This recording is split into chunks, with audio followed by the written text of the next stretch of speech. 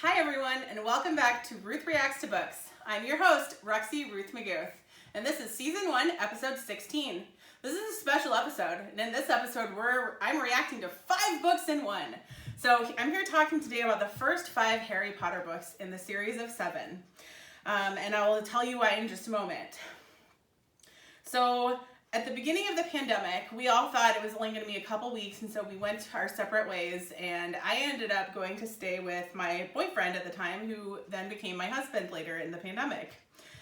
And we decided at the time to start reading the Harry Potter books because he had seen all the movies, but he hadn't read the books, and I just thought that was a travesty, and I'll tell you more later about why the books are so much more detailed and more wonderful than the movies, though I do love the movies.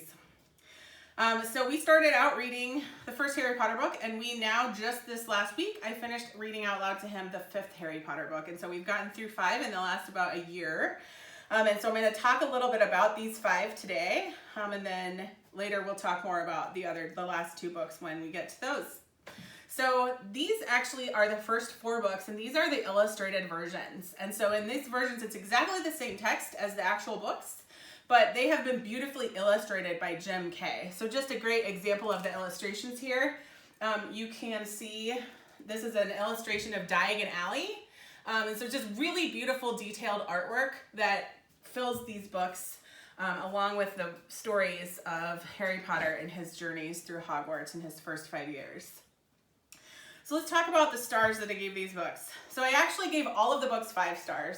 I had to go back and check because the second book is my least favorite, and I think that's because I feel like the Voldemort that's in the second book is kind of like a weak version. It's like tea that didn't quite steep long enough. But I still looked back and I had seen that I gave it 5 stars. So, and it is a great story. Of course, some important things happen that help us paint the rest of the tale of Harry Potter and his time through at Hogwarts. As far as the 5th book, which is the one we just finished, gave it 5 stars. And definitely want to talk about a great example from the 5th book that shows why the movies pale in comparison to the books. So, as you may know, one of the things that happens in the 5th book is that Harry Potter and his friends go and they have this great battle at this magical place. I won't say too much because I don't want to spoil anything. And in this battle, the movies do a good job of showing the important parts of the battle, but one of the things they don't show is Harry and Hermione end up in a room with this hourglass, and in the hourglass is time, as we would expect, right? But we don't know that until the Death Eater that they are fighting falls. He gets hit by a spell and he falls into this hourglass, and the hourglass actually isn't made of glass, and so he's able to actually fall through, and his head falls inside this hourglass, and his head then starts turning it turns to an old man, and then it regresses back down to a baby. And by the time he becomes conscious and pulls himself out of there, he has the head of a baby. And so for the entire rest of this scene, of this fight that they're having, there is this Death Eater running around with a baby head and like just screaming because he doesn't have the mental capacity of an adult, but he has a fully human body. So that's just a really funny example of like things that you just miss because they're small enough that they could cut it out of the movie, but is hilarious and just gives a lot more flavor to the books. So that's my review of the Harry Potter series. My favorite book of the Harry Potter series is the 3rd book. And those of you who know me know that I'm a huge fan of twist endings, and so this book has a twist ending. If you haven't read it, I recommend that you start with number 1, but this is one of my favorite books of the series. And those of you who know me know that I'm a really big Harry Potter fan. So I'm here today in my Hufflepuff colors.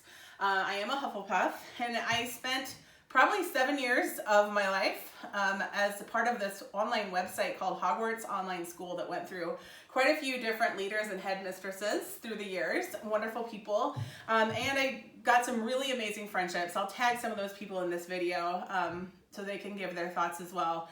And one of the things the Harry Potter community has really been dealing with recently is something I just feel like I have to address as part of this video cast to you today. And so that's a serious topic that has come up when the author, J.K. Rowling, has said some really backwards, ignorant BS things about trans people and the trans community.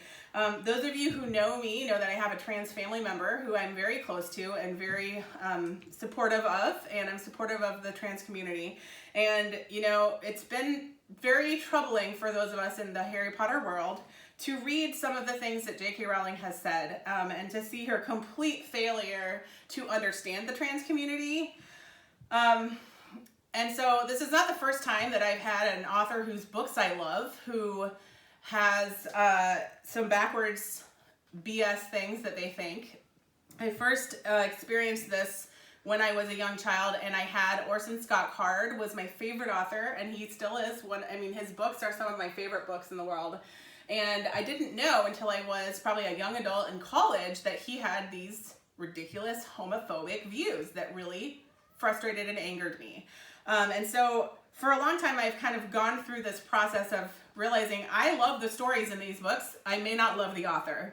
And of course, I then thought, like, well, a lot of my books that I read, I have no idea what those authors think. I only know the ones that happen to come into the media or make their feelings known. So definitely not a fan of this particular author's views on the trans community. Trans lives matter, and definitely a staunch supporter there.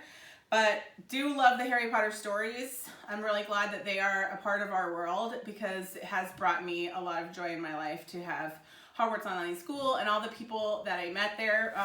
One of the most important things I think that I learned from going to Hogwarts Online School is that not all Slytherins are terrible people. So in the books, of course, we only meet kind of some of these bad Slytherins that are friends with Voldemort and are doing all these things. But in the actual world of Hogwarts Online School, there was many beautiful, wonderful Slytherins that I became very close friends with and was able to see how that cunning sort of feeling doesn't have to be a bad thing. People who are cunning and intelligent and sometimes manipulative, right? But it doesn't always have to come out badly. It depends on how you use it. And I think that's what we learned from the Harry Potter books is that be who you are and be loved. And with that, friends, I'll sign off. Have a beautiful, beautiful day, and we'll see you next time on Ruth Reacts to Books.